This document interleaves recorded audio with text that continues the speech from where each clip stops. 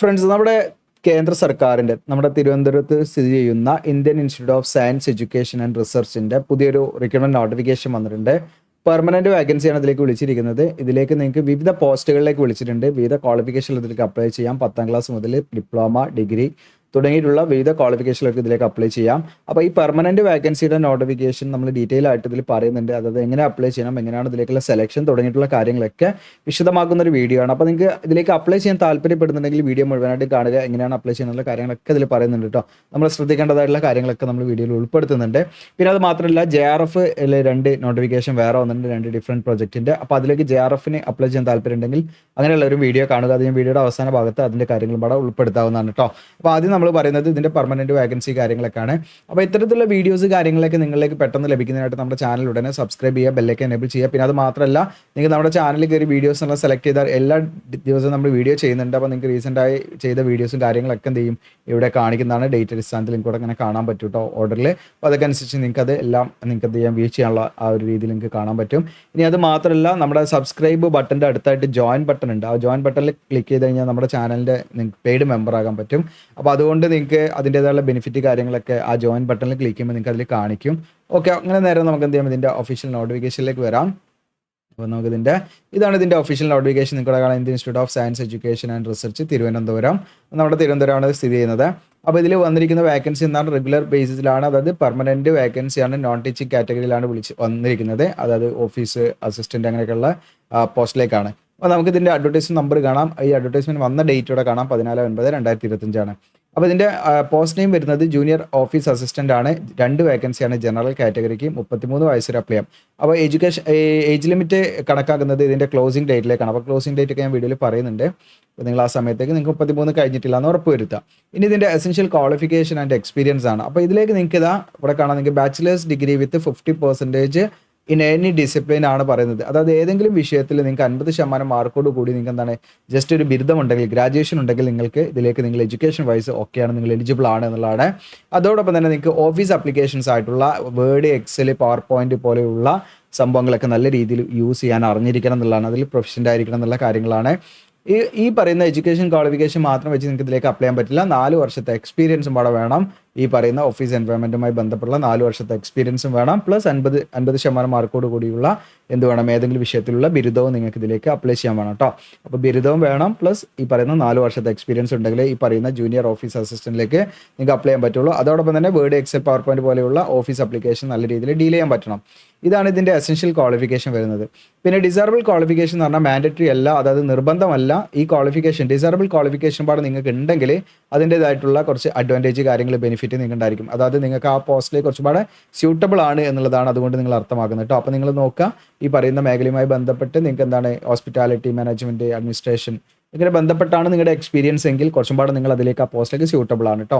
Okay, ഇത് നിർബന്ധമല്ല ഈ മേഖല തന്നെ വേണമെന്നില്ല. വേറെ ഏത് മേഖല, ഓഫീസ് എൻവയോൺമെൻറ്റുമായി ബന്ധപ്പെട്ട് വേറെ ഏത് മേഖലയാണെങ്കിലും നിങ്ങൾക്ക് ഇതിലേക്ക് അപ്ലൈ ചെയ്യാം. പക്ഷേ ഈ പറഞ്ഞിരിക്കുന്ന പോലെ മെൻഷൻ ചെയ്തിരിക്കുന്ന മേഖലയാണ് കുറച്ചുപാട് ഒരു സ്യൂട്ടബിലിറ്റി കൂടുതലാണെന്നുള്ളതാണ് നിങ്ങൾ മനസ്സിലാക്കേണ്ടത് കേട്ടോ. അത് നിർബന്ധമല്ല അപ്ലൈ ചെയ്യാൻ, നിങ്ങൾക്ക് എസെൻഷ്യൽ നോക്കിയാൽ മതി.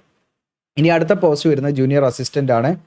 ഇതിൽ ജനറൽ 1, OBC 1 ഇങ്ങനെയാണ് വേക്കൻസി വന്നിരിക്കുന്നത്. 30 ഏജ് ലിമിറ്റ് വരുന്നത്. പിന്നെ ഇപ്പോൾ OBC ആണെങ്കിൽ 33 വയസ്സിലൊക്കെ അപ്ലൈ ചെയ്യാൻ പറ്റും. ഇതിലേക്ക് നിങ്ങൾക്ക് ഇതിൻ്റെ പേ സ്കെയിലൊക്കെ വരുന്നത് നിങ്ങൾക്കിവിടെ കാണാം. 7th CPC ഇത് 3 ആണ്, മറ്റേത് 4 ആണ്.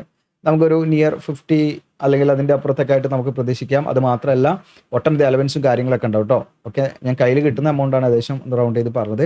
ഇനി ഇവിടെ നിങ്ങൾക്ക് ഇതിൻ്റെ ക്വാളിഫിക്കേഷൻ, അത് ജൂനിയർ അസിസ്റ്റൻ്റ് ക്വാളിഫിക്കേഷൻ എന്ന് പറഞ്ഞാൽ 50% മാർക്കോട് കൂടി നിങ്ങൾക്ക് ഏതെങ്കിലും വിഷയത്തിലുള്ള ബിരുദം തന്നെയാണ്. ഓക്കെ, പക്ഷേ 3 വർഷത്തെ എക്സ്പീരിയൻസ് മതി കേട്ടോ. ഓക്കെ, ഈ പറയുന്ന office practices, hospitality and catering service ഈ മേഖലയുമായി ഒക്കെ ബന്ധപ്പെട്ടുള്ള 3 വർഷത്തെ എക്സ്പീരിയൻസ് ഉണ്ടെങ്കിൽ അങ്ങനെയുള്ളവർക്ക് ഇതിലേക്ക് അപ്ലൈ ചെയ്യാൻ പറ്റുള്ളൂ. എക്സ്പീരിയൻസ് നിർബന്ധമാണ്, എസെൻഷ്യൽ ക്വാളിഫിക്കേഷൻ്റെ ഭാഗമായിട്ട് വരുന്നതാണ്. അതോടൊപ്പം നേരത്തെ പറഞ്ഞ പോലെ കമ്പ്യൂട്ടർ പ്രൊഫഷൻസി വേണം. അതായത് വേർഡ്, എക്സൽ, പവർ പോയിന്റ് ഇതൊക്കെ നിങ്ങൾക്ക് എന്താണ് യൂസ് ചെയ്യാൻ നല്ല രീതിയിൽ അറിഞ്ഞിരിക്കണം എന്നുള്ളതാണ്.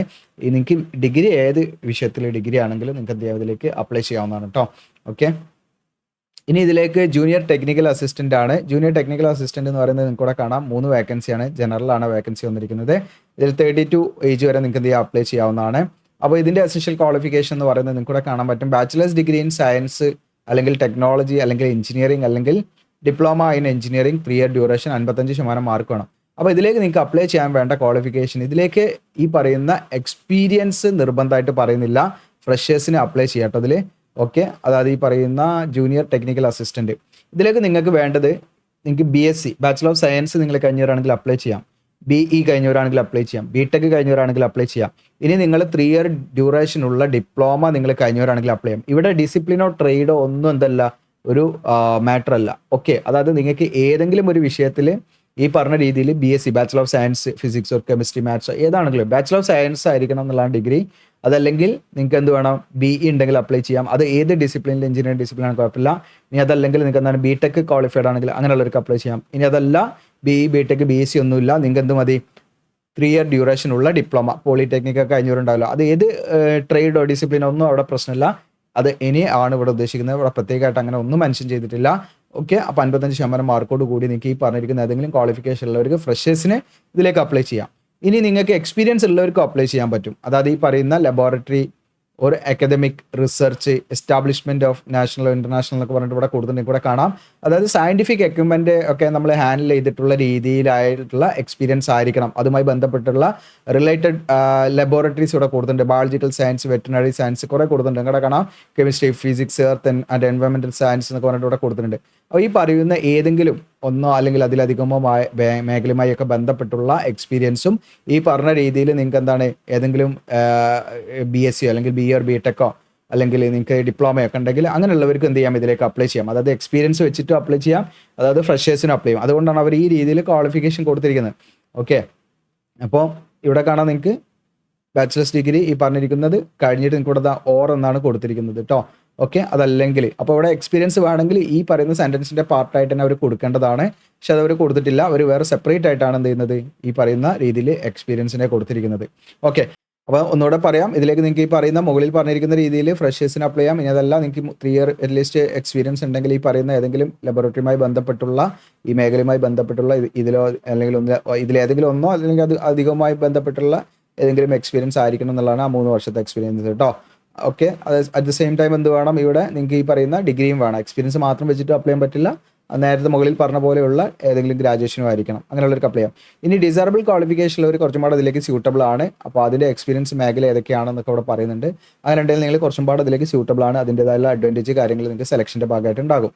ഇനി ഇതിലേക്ക് ലാബ് അസിസ്റ്റൻ്റ് ആണ്. ലാബ് അസിസ്റ്റൻറ്റ് ജനറലാണ് 4 വേക്കൻസി വന്നിരിക്കുന്നത്. 30 ഏജ് ലിമിറ്റ് മാക്സിമം വന്നിരിക്കുന്നത്. ഇതിലേക്ക് നിങ്ങൾക്ക് ക്വാളിഫിക്കേഷൻ വരുന്നത് നേരത്തെ പറഞ്ഞ പോലെ BSc ഫിസിക്സ് അല്ലെങ്കിൽ BSc കെമിസ്ട്രി അല്ലെങ്കിൽ BSc എർത്ത് ആൻഡ് എൻവയോൺമെന്റൽ സയൻസ് അല്ലെങ്കിൽ BSc ബയോളജിക്കൽ സയൻസ് ഈ പറഞ്ഞിരിക്കുന്ന എറ്റ്സെട്ര ആണ്. അപ്പോൾ ഇതുമായി ബന്ധപ്പെട്ടുള്ള ഏതെങ്കിലും ഒരു ഡിഗ്രി, അതായത് ജസ്റ്റ് ബാച്ചിലർ ഓഫ് സയൻസ് നിങ്ങൾക്ക് ഈ പറയുന്ന BSc കഴിഞ്ഞിട്ടുണ്ടെങ്കിൽ 50% മാർക്കോട് കൂടി പാസ്സാണെങ്കിൽ നിങ്ങൾക്ക് ഇതിലേക്ക് അപ്ലൈ ചെയ്യാം. ഫ്രഷേഴ്സിന് അപ്ലൈ ചെയ്യാം. ഇവിടെയും യാതൊരുവിധ എക്സ്പീരിയൻസും പറയുന്നില്ല. അത് അല്ലാതെ വേറൊരു ഓപ്ഷൻ ഇവിടെ കൊടുത്തിട്ടുണ്ട്. 3 ഇയർ എക്സ്പീരിയൻസ് വെച്ചിട്ട് അപ്ലൈ ചെയ്യാനുള്ള വേറെ ഓപ്ഷൻ ഇവിടെ കൊടുത്തിട്ടുണ്ട്. സെയിം ക്വാളിഫിക്കേഷൻ തന്നെയാണ്, ഡിഗ്രി വേണ്ടത് പ്ലസ് 3 ഇയർ എക്സ്പീരിയൻസും കൂടെ വേണമെന്നുള്ളതാണ്. ഓക്കെ, അപ്പോൾ അങ്ങനെയുള്ളവർക്ക് ഇതിലേക്ക് അപ്ലൈ ചെയ്യാം. ഫ്രഷേഴ്സിന് അപ്ലൈ ചെയ്യാം. 3 ഇയർ എക്സ്പീരിയൻസ് ഉള്ളവർക്ക് അങ്ങനെയുള്ളവർക്ക് ഇതിലേക്ക് അപ്ലൈ ചെയ്യാൻ പറ്റും. ഓക്കെ, അപ്പോൾ ഇവിടെ നിങ്ങൾക്ക് BSc ഫിസിക്സോ കെമിസ്ട്രിയോ എർത്ത് ആൻഡ് എൻവയോൺമെന്റൽ സയൻസോ അല്ലെങ്കിൽ ബയോളജിക്കൽ സയൻസിലോ നിങ്ങൾക്ക് ഈ പറയുന്ന ബാച്ചിലർ ഓഫ് സയൻസ് കഴിഞ്ഞവരാണെങ്കിൽ അപ്ലൈ ചെയ്യാം. 50% മാർക്ക് മതി. ഇനി അതല്ല 3 വർഷം എക്സ്പീരിയൻസ് പ്ലസ് എന്താണ് നിങ്ങൾക്ക് ഈ പറയുന്ന രീതിയിലുള്ള ബാച്ചിലർ ഓഫ് സയൻസ് കഴിഞ്ഞവരാണെങ്കിൽ അങ്ങനെയുള്ളവർക്കും അപ്ലൈ ചെയ്യാന്നുള്ളതാണ് നമ്മൾ ഇതിന്ന് മെയിൻ ചെയ്യേണ്ടത്. ഓക്കെ, ഇനി ഇതിൽ നിങ്ങൾക്ക് ഡിസേബിൾ ക്വാളിഫിക്കേഷൻ ഇവിടെ കൊടുത്തിട്ടുണ്ട്. അങ്ങനെയൊക്കെ എന്തെങ്കിലും മേഖലയൊക്കെ ഉണ്ടെങ്കിൽ എക്സ്പീരിയൻസ് കാര്യങ്ങളൊക്കെ ഉണ്ടെങ്കിൽ കുറച്ചും കൂടെ നിങ്ങൾക്ക് എന്തുണ്ടായിരിക്കും അതിൻ്റെ ബെനിഫിറ്റ് കാര്യങ്ങളുണ്ടാവും. ഇനി ഇതിലേക്ക് അങ്ങനെയൊക്കെ ഉണ്ടെങ്കിൽ നിങ്ങൾ അപ്ലൈ ചെയ്യുന്ന സമയത്ത് പ്രോപ്പറായിട്ട് അതിൻ്റെ ഡീറ്റെയിൽസ് കൊടുക്കണം. നഴ്സിംഗ് അസിസ്റ്റൻ്റ് ആണ്, ജനറലാണ് ഒരു വേക്കൻസി, 33 വയസ്സിൽ അപ്ലൈ ചെയ്യാം. ഇതിലേക്ക് നിങ്ങൾക്ക് BSc നഴ്സിംഗ് 4 ഇയർ ഡ്യൂറേഷനുള്ള BSc നഴ്സിംഗ് കഴിഞ്ഞവർക്ക് എന്ത് ചെയ്യാം, ഇതിലേക്ക് അപ്ലൈ ചെയ്യാം.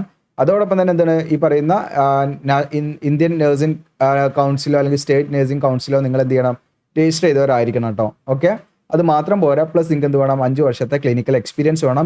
മിനിമം ഒരു 50 ബെഡഡ് ആയിട്ടുള്ള ഹോസ്പിറ്റലിൽ ആയിരിക്കണം എന്നുള്ളതാണ്. ഓക്കെ, അത് നിങ്ങൾക്ക് പ്രൈവറ്റ് ആണെങ്കിലും കുഴപ്പമില്ല, ഇനി ഗവൺമെൻറ് ആണെങ്കിലും കുഴപ്പമില്ല കേട്ടോ. ഓക്കെ, ഇനി നഴ്സിംഗ് ഹോമോ അല്ലെങ്കിൽ ഫാർമസി അങ്ങനെ ഈ പറയുന്ന ഏതാണെങ്കിലും കുഴപ്പമില്ല.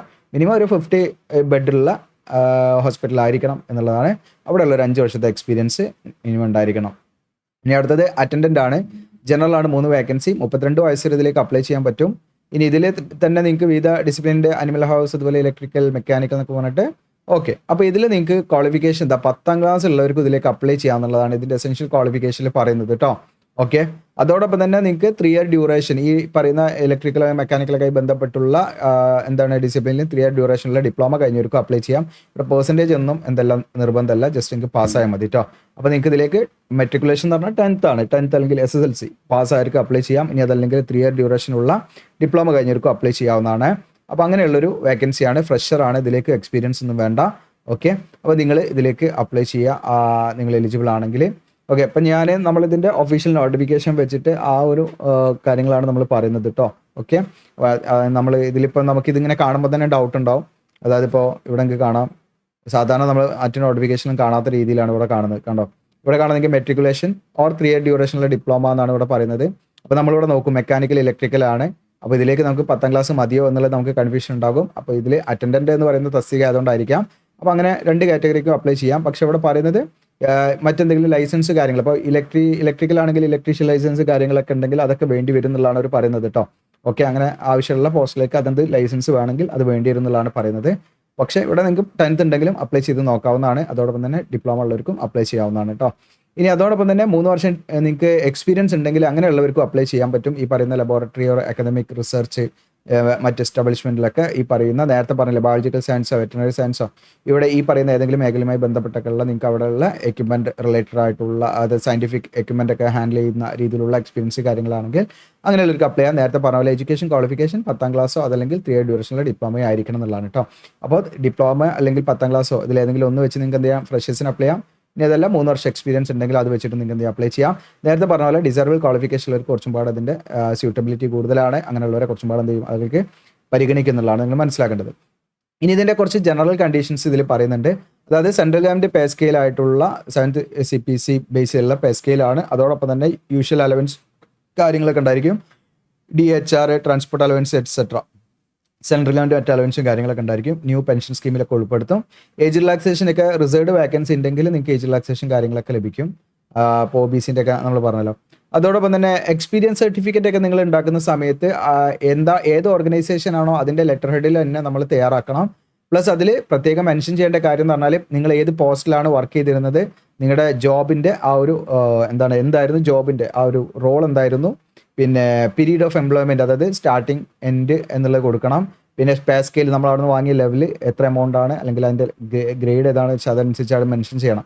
ഇത്രയും കാര്യങ്ങളൊക്കെ നമ്മുടെ സർട്ടിഫിക്കറ്റിൽ മെൻഷൻ ചെയ്യണം. പിന്നെ അതോടൊപ്പം തന്നെ പ്രധാനമായിട്ടും സർട്ടിഫിക്കറ്റ് ഇഷ്യൂ ചെയ്ത ഡേറ്റും സിഗ്നേച്ചറും, അതായത് ആരാണോ ഇഷ്യൂ ചെയ്യുന്നത് എന്നാണ് ഇഷ്യൂ ചെയ്യുന്നത്, അതുപോലെ തന്നെ ആ ഒരു ഓഫീസറുടെ സിഗ്നേച്ചറും നെയിമും, അതുപോലെ നമ്മുടെ അതോറിറ്റിയുടെ ഏത് അതോറിറ്റി നിന്നാണ് നമുക്ക് പറയുന്നത് ഏത് കമ്പനിയാണോ അതിൻ്റെ സീലും കാര്യങ്ങളൊക്കെ ഉണ്ടായിരിക്കണം കേട്ടോ സർട്ടിഫിക്കറ്റിൽ, എക്സ്പീരിയൻസ് സർട്ടിഫിക്കറ്റിൽ. ഇനി അതോടൊപ്പം തന്നെ നമ്മൾ ഇതിലേക്ക് ഓൺലൈനായിട്ടാണ് അപ്ലൈ ചെയ്യേണ്ടത്. ഓൺലൈനായിട്ടും അപ്ലൈ ചെയ്യണം, നമ്മളത് പോസ്റ്റലായിട്ടും അയച്ചു കൊടുക്കണം കേട്ടോ. അതിൻ്റെ കാര്യങ്ങൾ ഞാൻ പറയാം. 500 രൂപ അപേക്ഷ ഫീസ് വരുന്നുണ്ട്. അത് ഓൺലൈനായിട്ടാണ് നമ്മൾ ഫീ ഒക്കെ അടയ്ക്കേണ്ടത്. SC ST PWD കാൻഡിഡേറ്റ്സിന് ഫീ വേണ്ട. ഇനി നിങ്ങൾ ഫീമെയിൽ കാൻഡിഡേറ്റ്സ് ഏത് കാറ്റഗറിയിൽപ്പെട്ടവരാണെങ്കിലും യാതൊരുവിധ ഫീസും വേണ്ട. നിങ്ങൾ ഫീമെയിൽ ആണോ നിങ്ങൾക്ക് ഇതിലേക്ക് ഫ്രീ ആയിട്ട് അപ്ലൈ ചെയ്യാം. ഇനി എക്സ് സർവീസ്മെനും ഫ്രീ ഒന്നും വേണ്ട, ഫ്രീ ആയിട്ട് അപ്ലൈ ചെയ്യാം.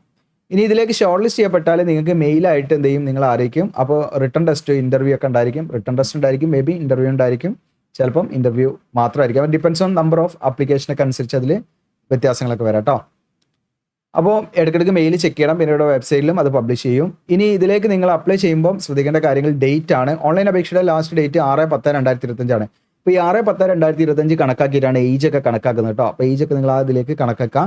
6/10/2025 ഇതിൻ്റെ ഓൺലൈൻ അപേക്ഷയുടെ ക്ലോസിംഗ് ഡേറ്റ്. ഓൺലൈൻ അപേക്ഷ നമ്മൾ പ്രിൻ്റ് എടുത്തിട്ട് നമ്മൾ എന്തെങ്കിലും ആവശ്യമുള്ള ഡോക്യുമെൻറ്റ്സ് ഒക്കെ വെച്ചിട്ട് നമ്മൾ പോസ്റ്റലായിട്ട് അയച്ചു കൊടുക്കണം. അതിൻ്റെ അവസാന ഡേറ്റ് 13/10 വരെ നിങ്ങൾക്ക് സമയമുണ്ട് കേട്ടോ. ഓക്കെ, അപ്പോൾ നമ്മൾ ഇതിൽ 2 സ്റ്റെപ്പാണ്. ഒന്ന് നമ്മൾ ഓൺലൈനായിട്ട് അപ്ലൈ ചെയ്യണം, അത് എങ്ങനെയാണെന്ന് ഞാൻ കാണിക്കാം. പ്ലസ് അതിൻ്റെ കൂടെ നമ്മൾ എന്ത് ചെയ്യണം, പോസ്റ്റലായിട്ട് നമ്മൾ അയച്ചു കൊടുക്കണം. Okay, documents. അപ്പോൾ അതിൻ്റെ കാര്യങ്ങളിലേക്കാണ് നമ്മൾ വരുന്നത്. ഓരോ സ്റ്റെപ്പ് ബൈ സ്റ്റെപ്പായിട്ട് പറയാം. അപ്പോൾ നിങ്ങൾ ആദ്യം എന്ത് ചെയ്യണമെന്ന് വെച്ചാൽ ഓൺലൈനായിട്ട് ഫോം ഫില്ല് ചെയ്യണം. ഓൺലൈനായിട്ട് രജിസ്റ്റർ ചെയ്ത് ഫോമൊക്കെ ഫില്ല് ചെയ്ത് നിങ്ങൾ സബ്മിറ്റ് ചെയ്യണം. അങ്ങനെ സബ്മിറ്റ് ചെയ്ത് കഴിഞ്ഞാൽ നിങ്ങൾക്ക് ലാസ്റ്റ് സ്റ്റെപ്പാണ് എന്ത്, ഫീ പേയ്മെൻറ്റ്. ഈ സബ്മിറ്റ് ചെയ്യുന്നതിൽ 6 സ്റ്റേജസ് വരുന്നുണ്ട്. ഓൺലൈൻ ഫോമിൽ 6 സ്റ്റേജസ് ഞാൻ കാണിക്കാം കേട്ടോ. അതിൻ്റെ ഫോം ഞാൻ കാണിക്കാം. 6 സ്റ്റേജസ് വരുന്നുണ്ട്. ഈ 6 സ്റ്റേജ് നമ്മൾ കംപ്ലീറ്റ് ചെയ്യണം. അങ്ങനെ അത് നമ്മൾ ഫൈനലി സബ്മിറ്റ് ചെയ്ത് കഴിഞ്ഞാൽ നിങ്ങൾക്ക് എന്താണ് പേയ്മെൻ്റ് ആണ്. ലാസ്റ്റ് ഘട്ടം എന്ന് പറയുന്നത് പേയ്മെൻ്റ് ആണ്. ഇപ്പോൾ പേയ്മെൻറ്റ് ആവശ്യമുള്ള ഉദ്യോഗാർത്ഥികൾ അടയ്ക്കേണ്ട ഉദ്യോഗാർത്ഥികളുണ്ട്. നമ്മൾ പറഞ്ഞു SC/ST PWD എക്സാമിസ്മാൻ ഫീമെയിൽ കാൻഡിഡേറ്റ്സിനും പേയ്മെൻറ്റ് വേണ്ട, അവർക്ക് ഉണ്ടാവില്ല. പേയ്മെൻറ്റ് അടയ്ക്കേണ്ട ഉദ്യോഗാർത്ഥികൾക്ക് അവസാന ഘട്ടം പേയ്മെൻറ്റ് വരും. ആ പേയ്മെൻറ്റ് അവരെന്ത് ചെയ്യണം, അടയ്ക്കണം. അത് നിങ്ങൾക്ക് UPI ഉപയോഗിച്ചിട്ടോ നെറ്റ് ബാങ്കിങ്ങോ അല്ലെങ്കിൽ എന്താണ് ഡെബിറ്റ് കാർഡോ ഇത് വെച്ചിട്ട് നിങ്ങൾക്ക് എന്ത് ചെയ്യാം, പേയ്മെൻറ്റ് അടയ്ക്കാവുന്നതാണ് കേട്ടോ. ഓക്കെ, അങ്ങനെ അടച്ച് നമ്മുടെ അപേക്ഷ സബ്മിറ്റ് ചെയ്ത് നമ്മൾ 4ാമത്തെ സ്റ്റേജ് എന്ന് പറയുന്നത് നമ്മളത് പ്രിൻ്റ് എടുക്കണം. പ്രിൻ്റ് എടുത്തിട്ട് നമ്മൾ എന്ത് ചെയ്യണം, അതിൻ്റെ കൂടെ നമ്മുടെ എന്തൊക്കെയാണോ ഡോക്യുമെൻറ്റ്സ്, നമ്മുടെ SSLC സർട്ടിഫിക്കറ്റ് മുതൽ നമ്മുടെ എഡ്യൂക്കേഷൻ ക്വാളിഫിക്കേഷൻ സർട്ടിഫിക്കറ്റ്, ഇനി എക്സ്പീരിയൻസ് സർട്ടിഫിക്കറ്റ് ഉണ്ടെങ്കിൽ അത്, വേറെ എന്തെങ്കിലും സർട്ടിഫിക്കറ്റ് ഉണ്ടെങ്കിൽ അത് അങ്ങനെയുള്ള സർട്ടിഫിക്കറ്റ് എല്ലാം നമ്മൾ ഫോട്ടോസ്റ്റാറ്റ് എടുക്കുക. എന്നിട്ട് സെൽഫ് അറ്റസ്റ്റ് ചെയ്യുക. അങ്ങനെ സെൽഫ് അറ്റസ്റ്റ് ചെയ്തിട്ട് നമ്മൾ എന്ത് ചെയ്യണം, അത് പോസ്റ്റലായിട്ട് അയച്ചു കൊടുക്കണം. ഈ പോസ്റ്റലായിട്ട് അയച്ചു കൊടുക്കുമ്പോൾ നിങ്ങൾ ശ്രദ്ധിക്കേണ്ടത് ഒന്നെങ്കിൽ രജിസ്റ്റേർഡ് പോസ്റ്റായിട്ട് അയച്ചു കൊടുക്കുക, അല്ലെങ്കിൽ സ്പീഡ് പോസ്റ്റായിട്ട് അയച്ചു കൊടുക്കുക. 2 രീതിയിലും നിങ്ങൾക്ക് അയച്ചു കൊടുക്കാം കേട്ടോ. സ്പീഡായിട്ട് അയച്ചു കൊടുക്കാം, രജിസ്റ്റേർഡ് പോസ്റ്റായിട്ട് അയച്ചു കൊടുക്കുക. അയച്ചു കൊടുക്കേണ്ട അഡ്രസ്സാണ് ഞാൻ ഇവിടെ റെഡ് കളർ മാർക്ക് ചെയ്തിട്ടുണ്ട്. ദ രജിസ്ട്രാർ എന്ന് പറഞ്ഞിട്ട് നിങ്ങൾക്ക് കാണാം, IISER TVM നിങ്ങൾക്കിവിടെ കാണാൻ പറ്റും.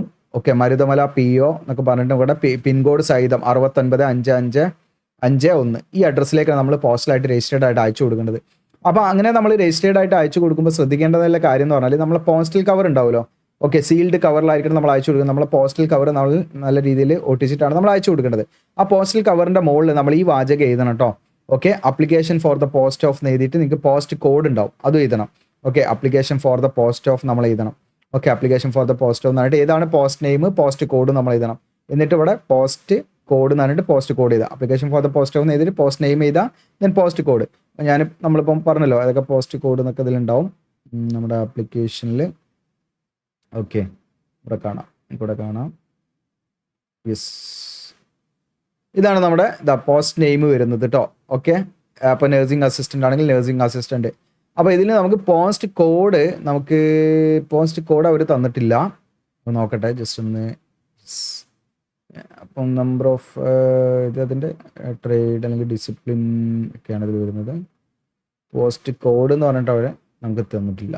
ഓക്കെ, അപ്പോൾ അതിൻ്റെ വെബ്സൈറ്റിൽ ജസ്റ്റ് ഒന്ന് നോക്കട്ടെ. നമ്മൾ വെബ്സൈറ്റിൽ നമുക്ക് പോസ്റ്റ് കോഡ് ഉണ്ടോ എന്നുള്ളത്. ഇതാണ് വെബ്സൈറ്റ്. ഇതിൽ നമുക്ക് പോസ്റ്റ് കോഡ് നമുക്ക് അവിടെ തന്നിട്ടില്ല അവർ. ഓക്കെ, ഇനി അതിൽ നമുക്ക് നെയിം ഓഫ് ദ പോസ്റ്റ് എന്ന് പറയുന്നത് ഇപ്പം ഇതാണ് തന്നിരിക്കുന്നത്. നമ്പർ ഓഫ് വേക്കൻസീസും ഏജ് ലിമിറ്റും ഒക്കെയാണ് നമുക്ക് തന്നിരിക്കുന്നത്. ഓക്കെ, അപ്പോൾ നമുക്കവിടെ പോസ്റ്റ് കോഡ് അവർ തന്നിട്ടില്ല. നമുക്കിവിടെ പോസ്റ്റ് കോഡ് എഴുതാൻ അവർ പറയുന്നുണ്ട്. ജസ്റ്റ് ചെക്ക് ചെയ്യട്ടെ. Post code yes. ഇപ്പം നമുക്കിതിൽ നമ്പറൊന്നുമില്ലല്ലോ, നമ്പറും ഇല്ല. സീരിയൽ നമ്പർ ഉണ്ടെങ്കിൽ നമുക്ക് സീരിയൽ നമ്പർ എഴുതി വെച്ചാൽ മതി. അപ്പോൾ നിങ്ങളവിടെ അഡ്വർടൈസ്മെൻറ്റ് നമ്പർ വേണമെങ്കിൽ എഴുതി വെക്കേണ്ടി വരും. ഓക്കെ, നമുക്ക് ഈ അഡ്വർടൈസ്മെൻറ്റ് നമ്പർ പോസ്റ്റ് കോഡിന് പകരം എഴുതി വെക്കേണ്ടി വരും. ഓക്കെ, പിന്നെ ഇതിൽ നമുക്ക് മറ്റൊന്നും പോസ്റ്റ് കോഡായിട്ടൊന്നും നമുക്ക് വന്നിട്ടില്ല. അപ്പോൾ ഇതിലവർ പോസ്റ്റ് കോഡ് നമുക്ക് തന്നിട്ടില്ല എന്നുള്ളതാണ് നമ്മൾ മനസ്സിലാക്കുന്നത്. അപ്പോൾ നിങ്ങൾ അഡ്വർടൈസ്മെൻറ്റ് നമ്പർ അവിടെ എഴുതി വെക്കുക, നമുക്ക് വേറൊരു ഓപ്ഷൻ ഇല്ല. ഇനി നിങ്ങൾക്ക് ഇതിൽ കോൺടാക്ട് ചെയ്യാൻ നമുക്ക് എന്തെങ്കിലും നമ്പർ ഉണ്ടോ നോക്കട്ടെ. അവരെ കണക്ട് ചെയ്യാനുള്ള നമ്പറൊന്നും അവർ കൊടുത്തിട്ടില്ല. ഓക്കെ, ഉണ്ടെങ്കിൽ നമുക്ക് വിളിച്ചിട്ട് അന്വേഷിക്കാം. ഓക്കെ, ഇവിടെ ഒരു ഇത് കൊടുത്തിട്ടുണ്ട് കേട്ടോ. നിങ്ങൾക്കൊരു മെയിൽ അയച്ച് നോക്കാം. നിങ്ങൾക്ക് അങ്ങനെ എന്തെങ്കിലും ഇതുണ്ടെങ്കിൽ okay, feel free to write എന്ന് പറഞ്ഞിട്ട് ഇതാണ് നിങ്ങൾക്കിവിടെ കാണാം. ഇതാണ് മെയിൽ ID. ഇതിലേക്ക് മെയിൽ ചെയ്യുക. നമ്മളിങ്ങനെ അയക്കാനാണ്. അതിൽ പോസ്റ്റ് കോഡ് തന്നിട്ടില്ല. അവിടെ നമ്മൾ എന്താണ് എഴുതേണ്ടത് എന്നുള്ളത് നിങ്ങളൊന്ന് മെയിൽ ചെയ്ത് ചോദിച്ചാൽ നമ്മൾ റിപ്ലൈ കിട്ടേണ്ടതാണ് കേട്ടോ. ഓക്കെ, ഇതാണ് മെയിൽ ID കേട്ടോ. ഓക്കെ, അതായത് നിങ്ങൾക്ക് വെബ് പ്രോഗ്രാം @ നിങ്ങൾക്കിവിടെ കാണാം IISER.tvm.ac.in എന്നുള്ളതാണ്. നമ്മളങ്ങനെ അടിച്ചിട്ട് നമ്മളെന്ത് ചെയ്യുക, മെയിൽ ചെയ്യുക കേട്ടോ. ഓക്കെ, അപ്പോൾ നമ്മളത് നമ്മുടെ അപ്ലിക്കേഷൻ, അതായത് നമ്മുടെ പോസ്റ്റൽ കവറിൻ്റെ മുകളിൽ നമ്മൾ എന്ത് ചെയ്യണം, വൃത്തിയായിട്ട് എഴുതണം കേട്ടോ. ഓക്കെ, ഈ ഒരു വാചകം ഇതുപോലെ എഴുതണം.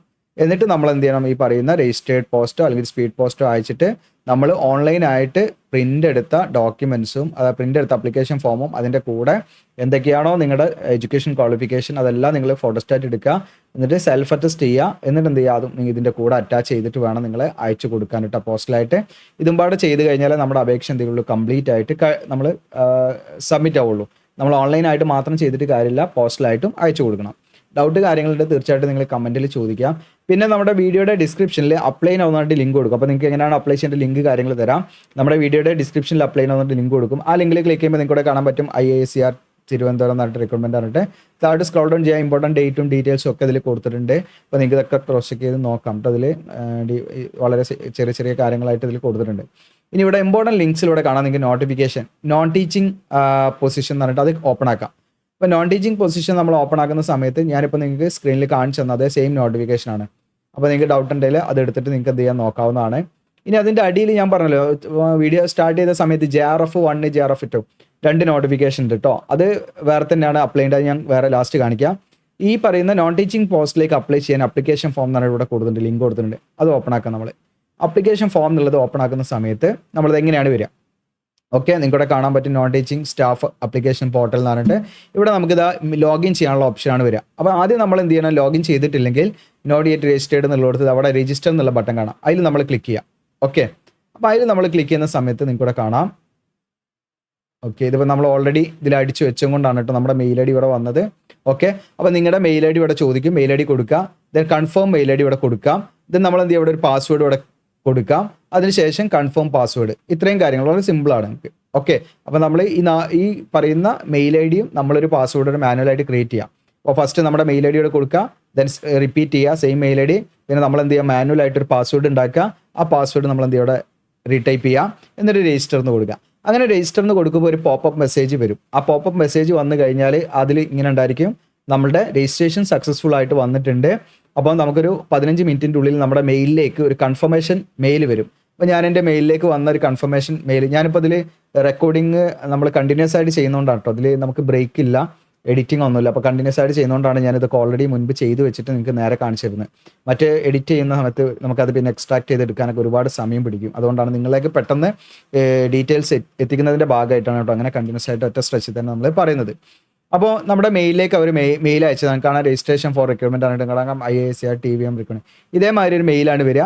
അപ്പോൾ അതിൽ ഒരു ലിങ്ക് ഉണ്ട്, നിങ്ങൾക്ക് കാണാം. ഈ ലിങ്കിൽ നമ്മൾ ക്ലിക്ക് ചെയ്യുക. ഈ ലിങ്കിൽ ക്ലിക്ക് ചെയ്താൽ നമ്മുടെ കൺഫർമേഷൻ എന്ത് ചെയ്യും, സക്സസ്ഫുള്ളി നമ്മളെ മെയിൽ കൺഫർമേഷൻ സക്സസ്ഫുള്ളി കംപ്ലീറ്റ് ആവും. ഓക്കെ, അങ്ങനെ നേരെ നമുക്ക് ജസ്റ്റ് അതിൽ ക്ലിക്ക് ചെയ്ത് കാണിക്കാം. ഓക്കെ, അപ്പോൾ അതാ ഇങ്ങനെ ക്ലിക്ക് ചെയ്താൽ നിങ്ങൾക്ക് ഇവിടെ കാണാം ഹലോ അപ്ലിക്കൻ്റ് എന്ന് പറഞ്ഞിട്ട് നിങ്ങൾക്ക് കാണാം your email was successfully verified എന്ന് പറഞ്ഞിട്ട് ഇനി നമുക്ക് ഇതിൽ ലോഗിൻ ചെയ്താൽ മതി. ഓക്കെ കൊടുക്കാം. അപ്പോൾ ഞാൻ എന്ത് ചെയ്തിട്ടുണ്ട്, എൻ്റെ മെയിൽ ID ഇവിടെ കൊടുത്തിട്ടുണ്ട് ഓൾറെഡി, നമ്മൾ സേവ് ചെയ്ത് വെച്ചുകൊണ്ട് ഇതിൽ ഓട്ടോമാറ്റിക് അത് വരും. പിന്നെ നമ്മൾ ക്രിയേറ്റ് ചെയ്ത സമയത്തുള്ള പാസ്വേഡ് ഇല്ലേ, ആ പാസ്വേഡ് നമ്മൾ കൊടുത്തു. ഇനി ലോഗിൻ എന്നുള്ള ക്ലിക്ക് ചെയ്യാം. അങ്ങനെ ലോഗിൻ എന്നുള്ള ക്ലിക്ക് ചെയ്യുമ്പോൾ നമുക്കിത് ഇങ്ങനെ ഒരു പേജാണ് വരിക. അപ്പോൾ ഞാനിതിൽ ജസ്റ്റ് ഒന്ന് ഇനിഷ്യേറ്റ് ചെയ്ത് വെച്ചിട്ടുണ്ടായിരുന്നു, അതാണ് ഇവിടെ കാണിക്കുന്നത്. ഓക്കെ, അപ്പോൾ നമ്മളിതിൽ തുടങ്ങി വെച്ചാൽ നിങ്ങൾക്ക് ഇവിടെ കാണാം നമ്മളെന്തെങ്കിലും അതായത് ഇപ്പം ഫുള്ള് കംപ്ലീറ്റ് ചെയ്തിട്ടില്ലെങ്കിലും ആ ഒരു നമ്മൾ എന്താണോ അപ്ലൈ ചെയ്തിരുന്നത് അത് ഇവിടെ കാണിക്കും. ഓക്കെ, അപ്പോൾ നിങ്ങൾ അപ്ലൈ ചെയ്ത് കഴിഞ്ഞാൽ സ്റ്റാറ്റസ് സക്സസ്ഫുള്ളി എന്ന് കാണിക്കും, കംപ്ലീറ്റഡ് എന്ന് കാണിക്കും. അപ്പോൾ എൻ്റെത് ഇൻകംപ്ലീറ്റ് ആണ്, ഞാൻ ജസ്റ്റ് വെറുതെ നോക്കിയതാണ്, ഫോം എടുത്തിട്ട് നിങ്ങൾക്ക് കാണിച്ചു തരുന്നതിൻ്റെ ഭാഗമായിട്ട്. ഓക്കെ, അപ്പോൾ നിങ്ങൾ ആദ്യം നിങ്ങൾക്ക് ഫ്രഷ് ആയിട്ട് വരികയാണെങ്കിൽ നിങ്ങൾ സ്റ്റാർട്ട് എ ന്യൂ അപ്ലിക്കേഷൻ എന്നുള്ള ഇവിടെ കാണാം, നിങ്ങൾക്ക് ഏറ്റവും ഇവിടെ അതിൽ നമ്മൾ ക്ലിക്ക് ചെയ്യാം. അതിൽ ക്ലിക്ക് ചെയ്യുന്ന സമയത്ത് നമുക്ക് പേജിലോടാം. ഇതിൽ നിങ്ങൾ ഏത് പോസ്റ്റാണ്, അപ്പോൾ നമ്മൾ പറഞ്ഞ എല്ലാ പോസ്റ്റും ഇതിലുണ്ട്, ഇതിലേത് പോസ്റ്റിനാണ് നിങ്ങൾ അപ്ലൈ ചെയ്യുന്നത് നോക്കുക. ഓക്കെ, അപ്പോൾ ഇവിടെ നമുക്ക് ഈ പോസ്റ്റ് കോഡ് വേണമെങ്കിൽ ഇവിടുന്ന് അത് സെലക്ട് ചെയ്യാം കേട്ടോ. ഇവിടെ ഓരോ പോസ്റ്റ് കോഡ് നിങ്ങൾക്ക് അതിൻ്റെ ഷോർട്ടായിട്ട് ഇവിടെ കൊടുത്തിട്ടുണ്ട്, വേണമെങ്കിൽ യൂസ് ചെയ്യാം. ഇപ്പോൾ കണ്ടോ LACISF അങ്ങനെ ഓരോന്നിനും ഇവിടെ കോഡ് ഇവിടെ കൊടുത്തിട്ടുണ്ട്. ഓക്കെ, ആ കോഡ് നമുക്ക് എന്ത് ചെയ്യാം, തൽക്കാലം നമ്മുടെ അപേക്ഷയുടെ കോഡിൻ്റെ അവിടെ നമ്മൾ പറഞ്ഞല്ലോ. ഇതൊക്കെ വീഡിയോ മുഴുവൻ കണ്ടില്ലെങ്കിൽ അവർക്ക് ഈ പ്രശ്നങ്ങളൊക്കെ വരും കേട്ടോ. ഓക്കെ, നമ്മുടെ അപേക്ഷയുടെ ഇവിടെ എഴുതണമെന്ന് പറഞ്ഞല്ലോ ഞാൻ, പോസ്റ്റ് കോഡ് ഉണ്ടോ. ഇതേമാതിരി നമ്മൾ എൻവലപ്പിൻ്റെ അവിടെ നമ്മൾ പോസ്റ്റ് നെയിമും ഇതേപോലെ application for the post of എഴുതിയിട്ട് നമ്മൾ പോസ്റ്റ് നെയിം എഴുതണം, പിന്നെ പോസ്റ്റ് കോഡ് എഴുതിയിട്ട് ആ കോഡ് ഇവിടെ എഴുതണം. ഇതേപോലെ പോസ്റ്റ് കോഡ് നമ്മൾ ഈ പറയുന്ന എൻവലപ്പില്ല, നമ്മൾ പോസ്റ്റൽ കവറില്ലേ അതിൻ്റെ മുകളിൽ എഴുതിയിട്ട് പോസ്റ്റ് കോഡ് എഴുതണം. അപ്പോൾ ആ പോസ്റ്റ് കോഡ് നിങ്ങൾക്ക് എന്ത് ചെയ്യാം, ആ പോസ്റ്റ് കോഡ് നിങ്ങൾക്ക് യെസ് ഇവിടെ അത് നമ്മൾ എടുത്തത് ഇവിടെയാണ് ലാസ്റ്റ് അല്ലേ. ഓക്കെ, പോസ്റ്റ് കോഡ് ഇവിടെയൊക്കെ കാണാൻ പറ്റും. ഓക്കെ, ഓരോ പോസ്റ്റിൻ്റെയും ഇതിപ്പം അറ്റൻഡൻറ്റ് അനിമൽ ഹൗസ് ആണെങ്കിൽ ATA ആണ്, മറ്റേത് ഇലക്ട്രിക്കൽ ആണെങ്കിൽ നിങ്ങൾക്ക് ATE ആണ്, മറ്റേ മെക്കാനിക്കലാണ് ATM ആണ്, ഇനി ജൂനിയർ അസിസ്റ്റൻറ്റ് MS ആണെങ്കിൽ JMS ആണ്. അതാണ് അതിൻ്റെ ഒരു കോഡായിട്ട് വരുന്നത് കേട്ടോ. അപ്പോൾ അത് നിങ്ങൾ എന്ത് ചെയ്യാം, നിങ്ങൾ അവിടെ എഴുതി കൊടുത്തോളൂ കേട്ടോ. ഓക്കെ, അത് നമ്മൾ അയച്ചു കൊടുക്കുമ്പോൾ പോസ്റ്റലായിട്ട് അയച്ചു കൊടുക്കുമ്പോൾ കേട്ടോ. അപ്പോൾ ഓക്കെ, ഇനി നമ്മൾ ഇതിലിപ്പോൾ ഏതെങ്കിലും ഒരു പോസ്റ്റ്, ഞാനിപ്പോൾ എന്താണ് ഇവിടെ ഇലക്ട്രിക്കൽ എടുക്കുകയാണ്, ഇലക്ട്രിക്കൽ എടുത്തത് ഓപ്പൺ ആവുന്നുണ്ട്, ആ ഒരു ടൈമിംഗ് ഉണ്ടാവും കേട്ടോ. ഓക്കെ, പേജ് ലോഡായി വരും. യെസ്, അപ്പോൾ ഇവിടെ കാണാം നിങ്ങൾക്ക് ജനറൽ, ഫസ്റ്റിൽ നമ്മൾ ജനറൽ ആയിട്ടുള്ള കാര്യങ്ങളാണ് 7 സ്റ്റെപ്പാണ് ടോട്ടൽ പേയ്മെൻറ്റ് അടക്കമുള്ളത്. അപ്പോൾ ജനറലായ കാര്യം നമ്മളെ പേഴ്സണൽ ഡീറ്റെയിൽസ് കാര്യങ്ങളൊക്കെ ഇതിൽ ഫില്ല് ചെയ്യുക. അതിനുശേഷം എഡ്യൂക്കേഷൻ ഡീറ്റെയിൽസ്, ഓക്കെ, അത് കഴിഞ്ഞിട്ട് എക്സ്പീരിയൻസ്, അത് കഴിഞ്ഞിട്ട് അതേഴ്സിൽ മറ്റു കാര്യങ്ങൾ. ഇത് നമുക്ക് ഒന്ന് ഫില്ല് ചെയ്താൽ അടുത്ത സ്റ്റെപ്പിലേക്ക് പോകാൻ പറ്റുള്ളൂ. പിന്നെ ഡോക്യുമെന്റ്സ് അപ്ലോഡ് ചെയ്യാനുള്ള മറ്റു കാര്യങ്ങളൊക്കെ ആയിരിക്കും. പിന്നെ വെരിഫിക്കേഷൻ, പിന്നെ എന്താണ് ലാസ്റ്റ് ഘട്ടമാണ് പേയ്മെന്റ്. അങ്ങനെ നിങ്ങൾ എന്ത് ചെയ്യുക, അത് ചെയ്തിട്ട് പ്രിന്റ് ഔട്ട് എടുത്ത് സൂക്ഷിക്കുക. പ്രിന്റ് ഔട്ട് എടുത്ത് സൂക്ഷിക്കല്ല, പ്രിന്റ് ഔട്ട് എടുത്തിട്ട് നമ്മൾ എന്ത് ചെയ്യണം, പോസ്റ്റലായിട്ട് അയച്ചു കൊടുക്കണം. പോസ്റ്റലായിട്ട് അയച്ചു കൊടുക്കേണ്ട അഡ്രസ്സ് നമ്മൾ ഇതിൽ കാണിച്ചു പോകും. ഓക്കെ, ഇതാണ് അഡ്രസ്സ്. ഇത് രജിസ്ട്രാറിൽ തുടങ്ങിയിട്ട് കംപ്ലീറ്റ് ഈ ഫുൾ അഡ്രസ്സിലേക്ക് സ്പീഡ് പോസ്റ്റ് ആയിട്ടോ രജിസ്റ്റർഡ് പോസ്റ്റ് ആയിട്ടോ നിങ്ങൾക്ക് എന്താണ് അയച്ചു കൊടുക്കാം. ആ അയച്ചു കൊടുക്കുന്ന കവറിന്റെ മുകളിൽ, പോസ്റ്റൽ കവറിന്റെ മുകളിൽ ഈ വാചകം എഴുതണം, പോസ്റ്റ് നെയിമും പോസ്റ്റ് കോഡും ഞാൻ കാണിച്ചു നിങ്ങൾക്ക്. അപ്പോൾ ഇത്രയൊക്കെയാണ്. ഇനി ഇതിന്റെ നമ്മൾ JRFന്റെ കാര്യങ്ങളിലേക്കാണ്. അപ്പോൾ ഇത്രയാണ്. നിങ്ങൾക്ക് ഇതിൽ ഡൗട്ടോ കാര്യങ്ങളുടെ തീർച്ചയായിട്ടും കമന്റ് ആയിട്ട് നിങ്ങൾ രേഖപ്പെടുത്തുക. അപ്പോൾ ഇനി ഇവിടെ അപ്ലിക്കേഷൻ ഫോമിന്റെ മുകളിൽ നോട്ടിഫിക്കേഷനിൽ ഇവിടെ കാണുന്നെങ്കിൽ JRFന്റെ 2 നോട്ടിഫിക്കേഷൻ വന്നെടുക്കുന്നുണ്ട് കേട്ടോ. ഇവിടെ തന്നെയാണ്. അത് ജസ്റ്റ് ഒന്ന് ഓപ്പൺ ആയി കാണിക്കാം. ഒന്ന് ഇതാണ്. അപ്പോൾ ഇതിലേക്ക് നിങ്ങൾക്ക് താല്പര്യം ഉണ്ടെങ്കിൽ ഇതിലേക്ക് നിങ്ങൾക്ക് എന്ത് ചെയ്യാം, അപ്ലൈ ചെയ്യാവുന്നതാണ്. അതായത് ഈ പറയുന്ന PG ഒക്കെ വേണം കേട്ടോ. Basic science, physics, chemistry, biology അങ്ങനെയൊക്കെയുള്ള ഇതിലേക്ക് PG ഒക്കെ ഉണ്ടെങ്കിൽ എന്ത് ചെയ്യാം, അപ്ലൈ ചെയ്യാം. ഇനി അതല്ലേ നിങ്ങൾക്ക് ഈ പറയുന്ന എന്താണ് ഇപ്പോൾ അത് PG ഉണ്ടെങ്കിൽ നിങ്ങൾക്ക് അപ്ലൈ ചെയ്യാം. അതോടൊപ്പം തന്നെ നിങ്ങൾക്ക് CSER UGC നെറ്റ് അല്ലെങ്കിൽ ഗേറ്റ് ഒക്കെ വേണം. അത് വെച്ചിട്ട് ആ രീതിയിൽ നിങ്ങൾക്ക് എന്ത് ചെയ്യാം, അപ്ലൈ ചെയ്യാൻ പറ്റും. ഇതിപ്പം PG വെച്ചിട്ട് നിങ്ങൾക്ക് അപ്ലൈ ചെയ്യാന്നുള്ളതാണ് ഇതെന്ന് മനസ്സിലാക്കുന്നത്. പ്ലസ് നിങ്ങൾക്കാണ് ഗ്രാജുവേറ്റ് അല്ലെങ്കിൽ PG ഡിഗ്രി ഒക്കെ നിങ്ങൾ ഈ പറയുന്ന രീതിയിൽ എന്താണ് CSER ഒക്കെ ക്വാളിഫൈഡ് ചെയ്ത അങ്ങനെയുള്ള വിദ്യാർത്ഥികളാണെങ്കിൽ, ഗേറ്റ് ഒക്കെ ക്വാളിഫൈഡ് ചെയ്തുള്ളവരാണെങ്കിൽ അങ്ങനെയുള്ളവർക്കൊക്കെ എന്ത് ചെയ്യുക, അതിലേക്ക് അപ്ലൈ ചെയ്യാവുന്നതാണ്. അപ്പോൾ അത് ജസ്റ്റ് നിങ്ങൾ നോക്കട്ടോ. 31,000+ HR കാര്യങ്ങളുണ്ട്. പിന്നെ ഇതിന് നമ്മൾ അപ്ലൈ ചെയ്യേണ്ടത് ബയോഡാറ്റ, മറ്റു സപ്പോർട്ടിങ് ഡോക്യുമെന്റ്സ് ഒക്കെ അവിടെ മെയിൽ ID കൊടുത്തിട്ടുണ്ട്, ഇവിടെ കാണാൻ പറ്റും. swati@iastvm.a നിങ്ങൾക്ക് കാണാം ac.in എന്ന് പറഞ്ഞു. ഈ മെയിലിലേക്കാണ് നമ്മൾ അയച്ചു കൊടുക്കുന്നത് കേട്ടോ. വേറെ ഓൺലൈൻ ആപ്ലിക്കേഷൻ ഒന്നല്ല. അയച്ചു കൊടുക്കേണ്ട അവസാന തീയതി 22 സെപ്റ്റംബർ ആണ്. അതേപോലെ തന്നെ അടുത്ത JRF2 ഉണ്ട്, നിങ്ങൾക്ക് ഇവിടെ കാണാം. JRF2 ഇതുപോലെ പ്രൊജക്റ്റ് വ്യത്യാസമുണ്ട് കേട്ടോ. അവിടെ പ്രൊജക്റ്റ് നെയിമൊക്കെ ഇവിടെ കാണാൻ പറ്റും നിങ്ങൾക്ക്. ഓക്കെ, ഫണ്ടിങ് ഏജൻസി അതൊക്കെ ഇവിടെ കാണാൻ പറ്റും. ഇനി ഇതിലേക്ക് നിങ്ങൾക്ക് CSER UGC നെറ്റൊക്കെ വേണം കേട്ടോ. ഓക്കെ, ഗേറ്റോ അതിലേതെങ്കിലുമൊക്കെ മാൻഡറ്ററി ആണ്, നിർബന്ധമാണ്. ലൈഫ് സയൻസുമായി ബന്ധപ്പെട്ടൊക്കെയാണ് കേട്ടോ. മൈക്രോബയോളജി, ബയോകെമിസ്ട്രി ഇങ്ങനെയുള്ള സംഭവങ്ങളൊക്കെ ഉണ്ട് ഇതിൽ. ഓക്കെ, അപ്പോൾ ഇതിലൊക്കെ നിങ്ങൾക്ക് ഉണ്ടെങ്കിൽ അങ്ങനെ താല്പര്യം ഉണ്ടാകും. 31,000+ HR ആണ്. ഇതാണ് മെയിൽ ID. നിങ്ങൾക്ക് താല്പര്യം ഉണ്ടെങ്കിൽ മെയിലിലേക്ക് എന്താണ് ഇവിടെ ഉണ്ട്, മെയിൽ IDയിലേക്ക് അയച്ചു കൊടുക്കുകയാണ് വേണ്ടത്. മെയിലായിട്ട് അയച്ചു കൊടുക്കുക ഡോക്യുമെന്റ്സ് കാര്യങ്ങളൊക്കെ കേട്ടോ. അപ്പോൾ അതും പാടെ അതിൽ ഞാൻ അറ്റാച്ച് ചെയ്തിട്ടുണ്ട്. താല്പര്യമുള്ള ആരെങ്കിലും കാണുന്നുണ്ടെങ്കിൽ അവർക്ക് എന്ത് ചെയ്യാം, എന്തെങ്കിലും കൂടുതൽ ഡൗട്ടോ കാര്യങ്ങളുടെ തീർച്ചയായിട്ടും നിങ്ങൾ മറ്റു സോഷ്യൽ മീഡിയയിലൊക്കെ കോൺടാക്ട് ചെയ്യാവുന്നതാണ്. അപ്പോൾ ഇത്രയാണ്. നിങ്ങൾക്ക് വീഡിയോ ഇഷ്ടപ്പെട്ടാൽ ലൈക്ക് ചെയ്യാനും ഷെയർ ചെയ്യാനും മറക്കണ്ട. Thank you.